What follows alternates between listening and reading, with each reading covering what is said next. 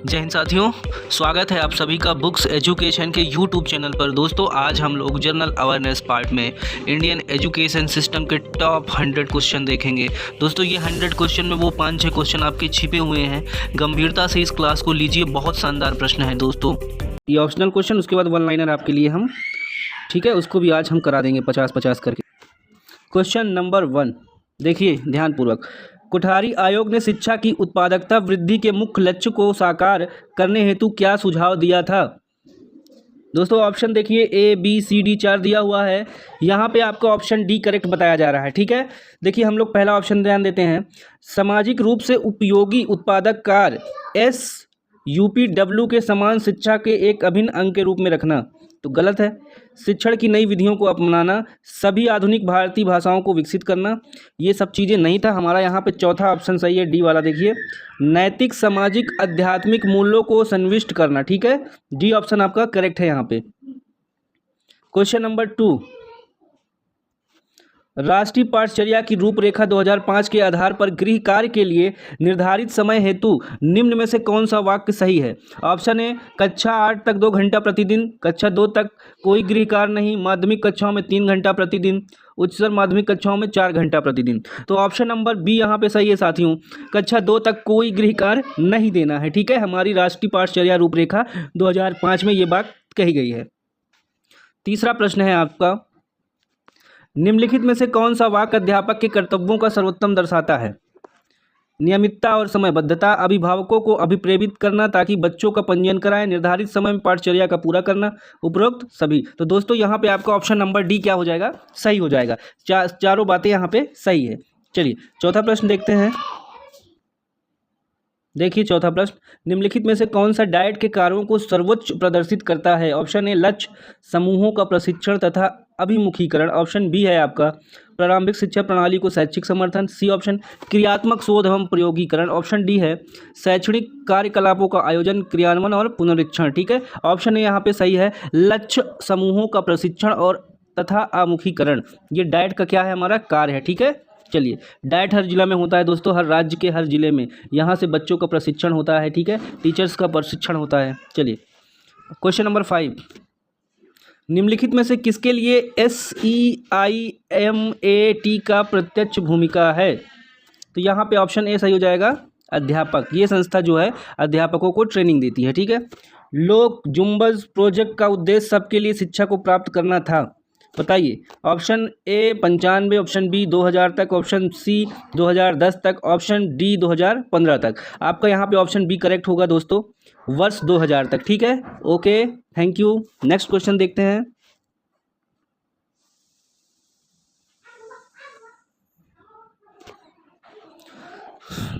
बिहार शिक्षा परियोजना BEP 1991-92 में शुरू की गई, कितने जिलों में? 3, 4 जिले, 5 जिले, 6 जिले। राइट आंसर होगा आपका 3 जिले में। ठीक है, आइए अब 8वां प्रश्न हम देखते हैं। सर्व शिक्षा अभियान के अंतर्गत शोध तथा मूल्यांकन संबंधी घटक में निम्नलिखित में से किस गतिविधि को सम्मिलित किया गया है? देखिए सर्व शिक्षा अभियान का जो काम है रिसर्च और मूल्यांकन के बारे में, तो कौन कौन सी बातें सही है, कौन सी सबसे उचित बात है? देखिए यहाँ पे ऑप्शन ए है दोस्तों, देखिए अध्यापकों का प्रशिक्षण। ठीक है, ऑप्शन ए आपका, ऑप्शन बी है योजना बनाना, उसे कार्यान्वित करना, ऑप्शन सी है नियमित रूप से समुदाय आधारित आंकड़ों को एकत्रित करना, संसाधन समूहों का सुदृढ़ीकरण। तो दोस्तों यहाँ पे ऑप्शन सी आपका करेक्ट है, नियमित रूप से समुदाय आधारित आंकड़े एकत्रित करना। ठीक है, शोध और मूल्यांकन की बात हो रही है, क्या बदलाव आया, क्या कमी है कि ग्रोथ नहीं हो पा रहा है, बच्चे विद्यालय नहीं जा पा रहे हैं, उसके लिए योजनाएं अलग अलग से शुरू की जाती है, अलग से प्लानिंग, अलग से ट्रेनिंग। ठीक है दोस्तों, चलिए नेक्स्ट क्वेश्चन 9th है आपका, शिक्षा का अधिकार अधिनियम 2009 तथा सर्व शिक्षा अभियान के सुमेलीकरण के उद्देश्य की पहचान कीजिए। ऑप्शन ए है विशेष आवश्यकता वाले बच्चों के अपने विशिष्ट अध्यापकों के प्रति दृष्टिकोण का आकलन करना। ठीक है, ऑप्शन बी है विशेष आवश्यकता वाले बच्चों को समान बच्चों के साथ मिलाए जाने का पर बच्चों के दृष्टिकोण का आकलन करना। देखिए ऑप्शन सी देखिए दोस्तों, अध्यापकों तथा विद्यार्थियों के बीच संबंधों का विश्लेषण करना, यही आपका ऑप्शन सही है। ठीक है, चलिए सी ऑप्शन यहाँ पे आपका करेक्ट हो जा रहा है। डी वाला देखते हैं। चलिए 10वां आ जाइए, अध्यापक अधिगम प्रक्रिया का कौन सा महत्वपूर्ण पक्ष कक्षा के बाहर संचालित होता है? ऑप्शन ए पाठ्य सामग्री का निर्देशन तथा इसकी प्रयोज्यता, बी है बैठक की व्यवस्था, सी है इलेक्ट्रॉनिक मीडिया का प्रयोग, डी है आपको जैविक विविधता से परिचय कराना। तो दोस्तों ऑप्शन नंबर डी यहाँ आपका क्या हो जाएगा, सही हो जाएगा। जैविक विविधता से क्या कराना, परिचय कराना। ठीक है, चलिए 11 नंबर क्वेश्चन देखते हैं। शिक्षा का अधिकार अवधारणा में एनजीओ के साथ सक्रिय सहभागिता का क्षेत्र कौन सा है? शिक्षा के अधिकार कार्यान्वयन का आकलन करना। ऑप्शन बी है अनुशासनात्मक सुधार संबंधी प्रोग्रामों को चलाना। सी है आपका अध्यापकों को प्रोन्नत करना। डी है जेंडर लिंग संबंधी सरोकारों का उजागर करना। तो ऑप्शन ए सही है, शिक्षा का अधिकार कार्यान्वयन का आकलन करना। किसका काम है? एनजीओ की सहभागिता का क्षेत्र जो है। ठीक है, चलिए 12 नंबर का क्वेश्चन आता है। अंतिम रूप से दिए जाने से पूर्व जिला योजनाओं के मूल निर्धारण के लिए जानना आवश्यक है। बताइए क्या जानना आवश्यक है? साक्ष्य के रूप में दिए जाने वाले आंकड़े वास्तविक स्थिति पर आधारित हैं। आवश्यकता का औचित्य युक्तिगत है। प्रस्तावित योजना वित्तीय और तकनीकी के रूप में व्यवहार्य है। सभी, यहाँ पे सभी। दोस्तों यहाँ पे देखिए क्या दिया हुआ है, क्वेश्चन आप समझ लीजिए। अंतिम रूप से दिए जाने वाले पूर्व जिला योजना विद्यालय, एजुकेशन से related, university, primary, inter college या टीचर्स की ज़रूरत या उसके डेवलपमेंट का कोई भी प्रोसेस हो, तो उसके लिए दोस्तों यहाँ पे क्या देखिए, सारी बातें, आंकड़े, वास्तविक स्थिति, आवश्यकता, तकनीकी रूप से क्या ज़रूरत है वहाँ पे, वित्तीय व्यवस्था कहाँ होना, सारी बातें यहाँ आपकी सही हो जाएगी। ठीक है, चलिए 13वां प्रश्न आते हैं। 13वां नंबर का प्रश्न है, भारतीय शिक्षा प्रणाली निम्नलिखित में से किसको प्रोत्साहन नहीं करती? तो दोस्तों यहाँ पे आपका ऑप्शन ए है पाठ्य पुस्तकों को रटने को, अधिक अंक प्राप्त करने वालों को, मूल सिद्धांतों जीवन कौशलों को, पाठ्य पुस्तकों की विषय वस्तु के अनुसार उत्तर देने को। तो यहाँ पे सी ऑप्शन सही है, मूल्यों, सिद्धांतों और जीवन कौशलों को क्या करती है? प्रोत्साहन नहीं करती है। ये क्वेश्चन दोस्तों गलत है। एक बार फिर दोस्तों इस क्वेश्चन को फिर से एनालिसिस करते हैं हम पॉजिटिव वे में। क्वेश्चन हमने जल्दीबाजी में, चलिए देखिए, भारतीय शिक्षा प्रणाली निम्नलिखित में से किसको प्रोत्साहित नहीं करती? रटना तो ठीक नहीं है, ठीक है। अधिक अंक प्राप्त करने वालों को, ये तो आजकल हो ही रहा है दोस्तों।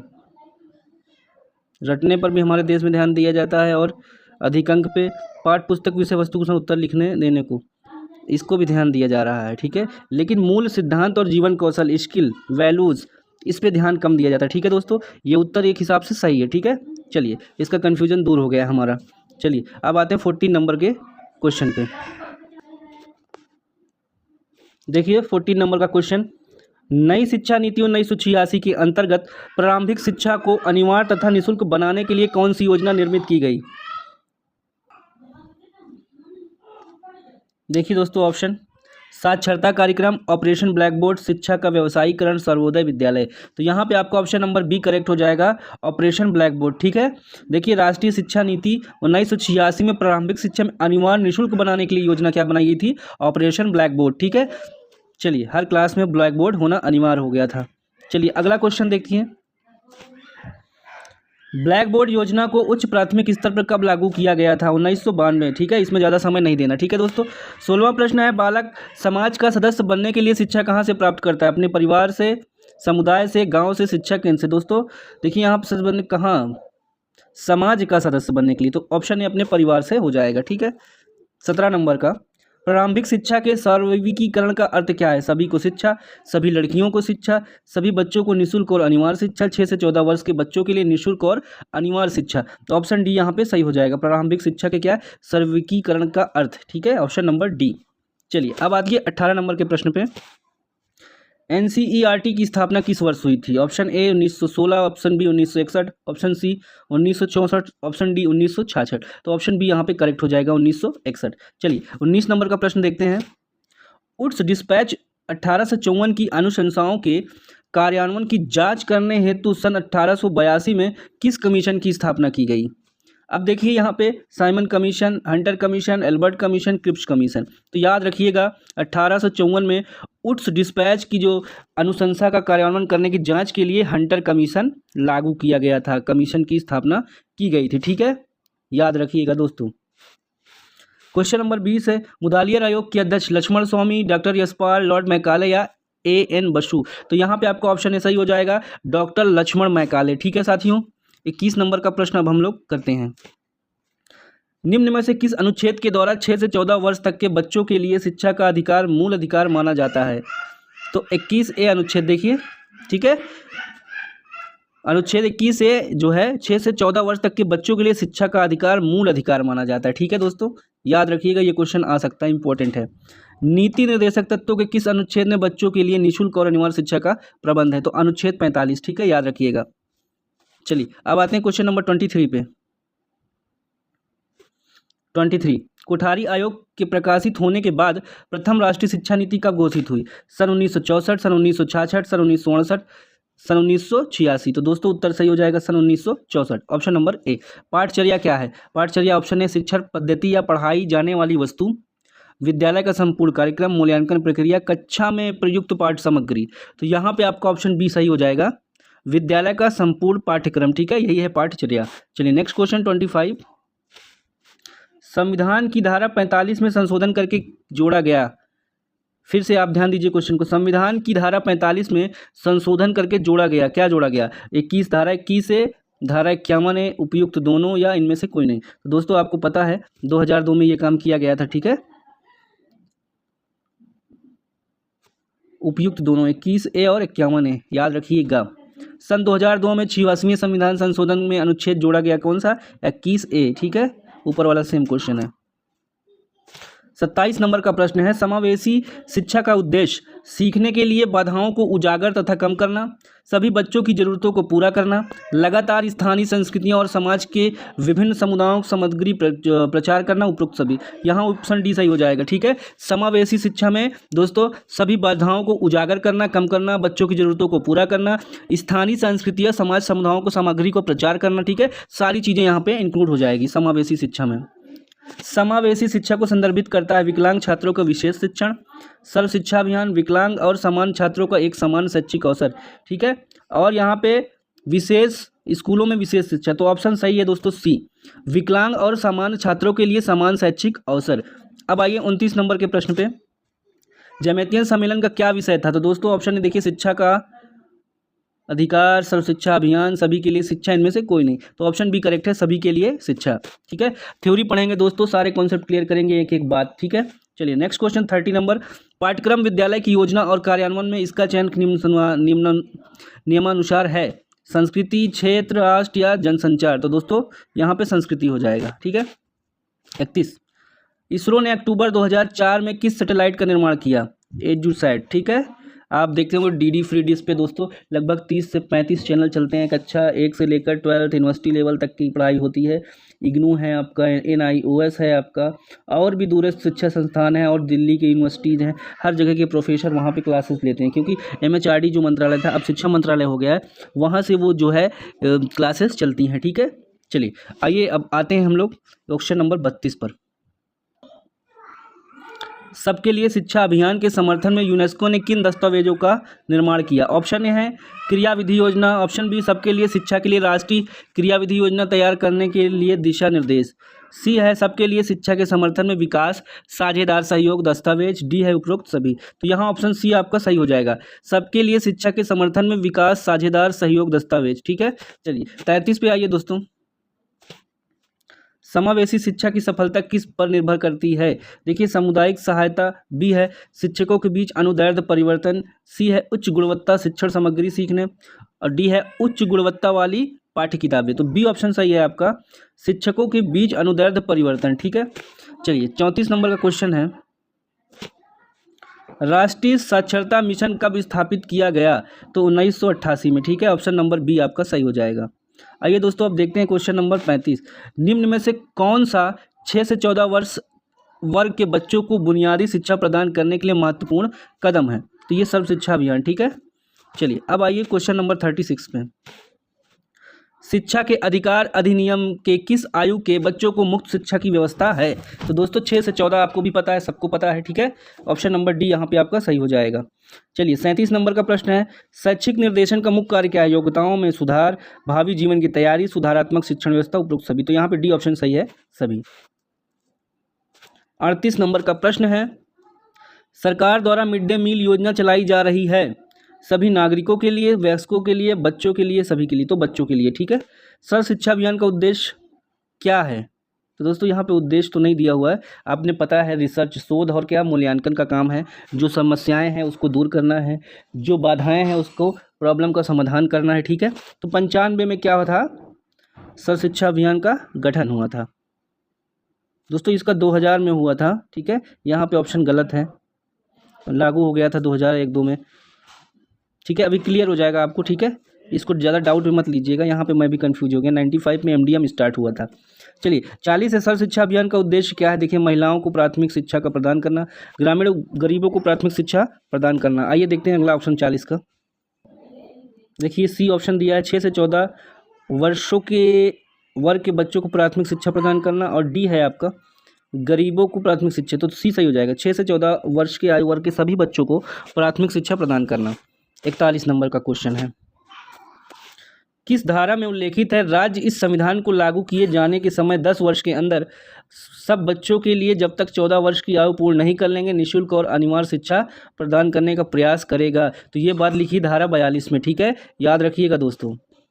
क्वेश्चन नंबर 42, राष्ट्रीय शैक्षिक अनुसंधान प्रशिक्षण परिषद स्थापना कहाँ हुई? दिल्ली में। NCERT की बात कर रहा है। NCERT के कार्य क्या है दोस्तों? सभी देखिए, अभिमुखीकरण, अनुसंधान, प्रशिक्षण, उपयुक्त सभी, ठीक है।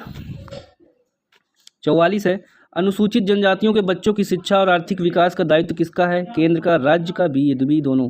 तो ऑप्शन नंबर बी यहाँ पे देखिए दिया है, राज्य का, ठीक है। यहाँ पे दोनों होना चाहिए साथियों, ठीक है, दोनों ऑप्शन यहाँ पे दोनों की जिम्मेदारी है, ठीक है। प्रारंभिक शिक्षा की कार्य योजना बनाने की दृष्टि से कुछ बड़े शहरों में नगर निगमों को किस रूप में समझा जाता है? जिला, नगर पंचायत, कस्बा, नगर पालिका? तो इसको जिला समझा जाता है। 46, अंतर्राष्ट्रीय कानून के अनुसार एक बच्चे से अभिप्राय जिसकी आयु हो कितना? 18 वर्ष से कम। अगर 18 से कम है तो वो बच्चा है। यूनेस्को का मुख्यालय कहाँ स्थित है? पेरिस में, ठीक है, ऑप्शन है पेरिस। अंतर्राष्ट्रीय आयोग ने शिक्षा की अवधारणा के लिए शिक्षा के कितने स्तंभ बनाए हैं? तो 4 स्तंभ बनाए हैं, ठीक है।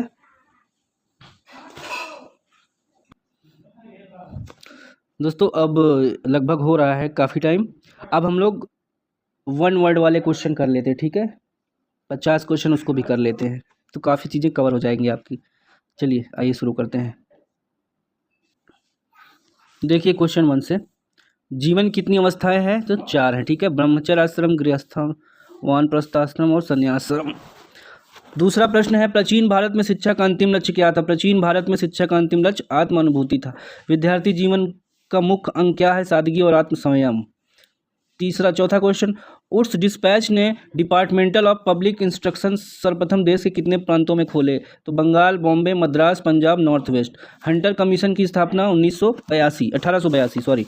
छठवां प्रश्न है, महिला शिक्षा राष्ट्रीय समिति का प्रथम अध्यक्ष कौन थी? श्रीमती दुर्गाबाई देशमुख। मुदालियार आयोग के अध्यक्ष कौन थे? डॉक्टर लक्ष्मण स्वामी। कोठारी आयोग का मुख्य उद्देश्य क्या था? चलिए इसको भी देखते हैं, ऊपर कर लें थोड़ा।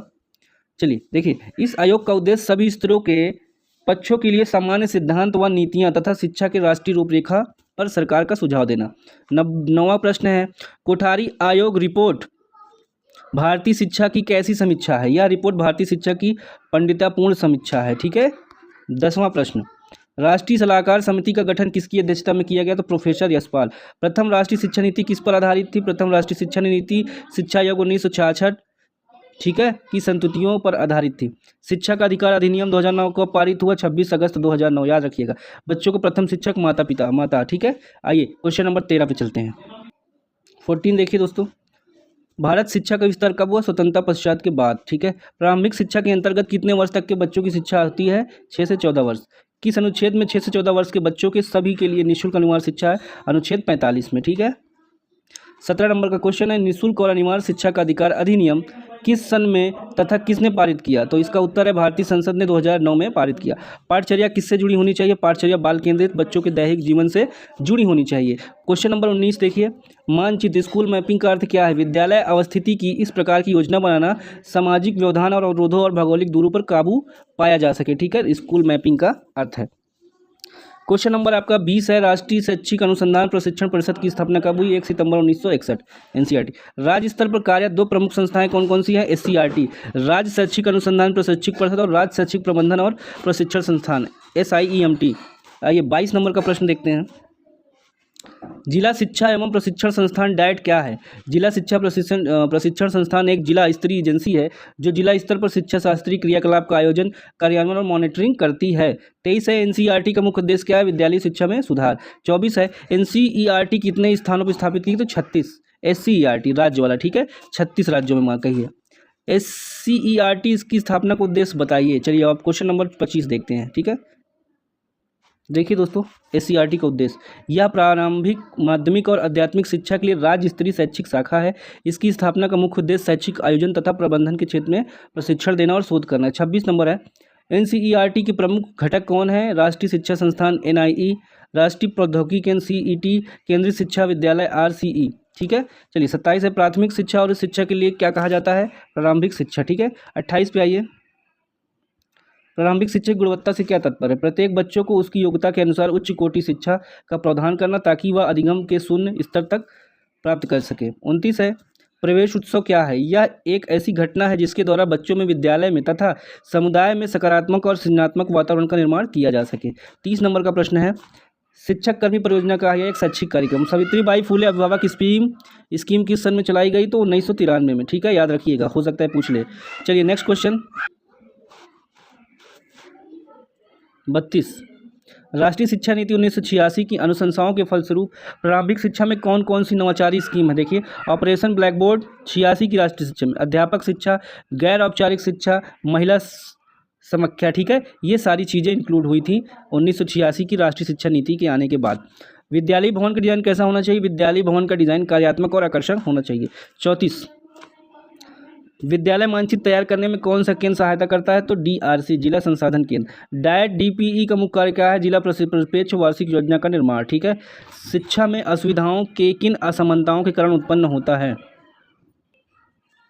देखिए ये क्वेश्चन फिर से एक बार, शिक्षा में असुविधाएं किन असमानताओं के कारण उत्पन्न होता है? तो लिंग, जाति, भाषा, संस्कृति, धर्म और निःशक्तता। 37, पंचायती राज संस्थाएं क्या है?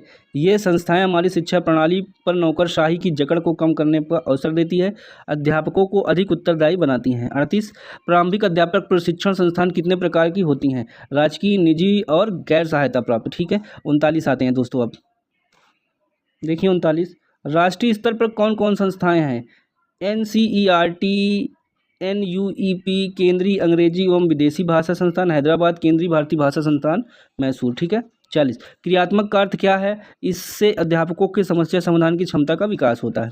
क्वेश्चन 41 है, विमर्श प्रक्रिया का अर्थ क्या है? विमर्श एक व्यापक शब्द जिसका उद्देश्य बौद्धिक तथा भावनात्मक क्रियाकलाप के लिए किया जाता है, जिसमें व्यक्ति अपने अनुभव को खोज में लाते हैं। चलिए 42 है, शिक्षा गारंटी योजना तथा वैकल्पिक तथा नवाचारी शिक्षा के कार्यान्वयन के लिए किस संरचना को शिक्षा योजना में समाविष्ट किया गया? तो प्रबंधन संरचना, ठीक है। 43, एक कार्यरत अध्यापक का सशक्तिकरण किन किन तरीकों से किया जा सकता है? वेतन वृद्धि द्वारा, विद्यालय में सुविधा बढ़ाकर, कक्षा संपादन में स्वतंत्रता द्वारा। 44, खंड स्तरीय संसाधन केंद्र संकुल संसाधन केंद्र का क्या उद्देश्य है? विद्यालय अध्यापकों को शैक्षिक सहायता प्रदान करना। 45 है, समावेशी शिक्षा अभियान क्या है? यह एक अंतर्राष्ट्रीय घटना है, इसकी उत्पत्ति अपेक्षाकृत धनन्य और विकसित देशों में हुई है। समावेशी का मतलब बच्चे, विशेष, विकलांग, ठीक है, दिव्यांग, सभी बच्चों को एक साथ लेकर एक समान अवसर देना, समान व्यवहार करना, ना भेदभाव हो, ना उनके साथ कोई सौतेला व्यवहार हो, ठीक है, यही है समावेशी शिक्षा। आइए प्रश्न 46, बच्चों के अधिकारों के संरक्षण के राष्ट्रीय आयोग कब स्थापना हुई? मार्च 2007। 47 है, भारत के में संविधान के किस अनुच्छेद के अनुसार शिक्षा का मौलिक अधिकार है? तो अनुच्छेद 45 तथा 21A के अनुसार, ठीक है। 48, थाईलैंड के शहर में जैमेतियन में एक विश्व स्तरीय सम्मेलन हुआ था जिसका विषय था सभी के लिए शिक्षा। 49 है, शैक्षिक विकास का मूल उद्देश्य क्या है? सामूहिक, सांस्कृतिक, नैतिक मूल्यों का संप्रेषण तथा संवर्धन। 50 है, बेसिक शिक्षा क्या है? बेसिक शिक्षा का फोकस किस पर होना चाहिए? चलिए इसको दिखाते हैं दोस्तों। बेसिक शिक्षा क्या है? बेसिक शिक्षा का फोकस किस पर होना चाहिए? तो यह जीवन पर्यंत अधिगम तथा मानव विकास की आधार शिक्षा होती है, ठीक है। ये हो गए आपके 50 वन लाइनर क्वेश्चन, ठीक है। तो दोस्तों अब थोड़ा सा इस किताब के बारे में आपको और बता देते हैं। अभी तो शुरुआत है दोस्तों, इसका पूरी थ्योरी एक साथ कराएंगे, सारा कॉन्सेप्ट क्लियर हो जाएगा। तो दोस्तों कैसे भी पूछेगा आप सॉल्व कर ले जाएंगे, ठीक है। 5-6 क्वेश्चन आने ही आने हैं। तो काफ़ी हम दोस्तों जो कंटेंट लेके चल रहे हैं बहुत उपयोगी है, बहुत यूज़फुल है। इसी टॉपिक से क्वेश्चन आने हैं, आप भ्रमित और दूसरों के बहकावे में ना आए, ठीक है। एजुकेशन अगर फील्ड कहा जा रहा है तो यही सब चीज़ें हैं, स्टार्टिंग से लेकर आज तक जो आयोग समिति जो भी संगठन का निर्माण हुआ, कार्य प्रणाली बनी, ठीक है, उसी का हम संपूर्ण अध्ययन करेंगे। तो दोस्तों आज की इस क्लास को हम यहीं पे विराम देते हैं। आप लोगों से विशेष विनम्र निवेदन है कि दोस्तों वीडियो को शेयर करें और 2-4 पर बढ़वाइए आप लोग, ठीक है। चलिए लाइक कमेंट जरूर करिए, आपका कमेंट बिल्कुल नहीं देखने को मिल रहा, ठीक है। कैसी वीडियो है, क्या दिक्कत है, कुछ भी नहीं पता चल रहा है। सिर्फ कंटेंट चाहिए आपको, फ्री में PDF चाहिए, इसी की डिमांड दिन भर फ़ोन पे मैसेज आते रहते हैं, सर ये दे दो, ये दे दो, ये वाली दे दो, ठीक है। पढ़ो, आप लोग को समय के साथ साथ सब कुछ उपलब्ध हो जाएगा, ठीक है। चलिए।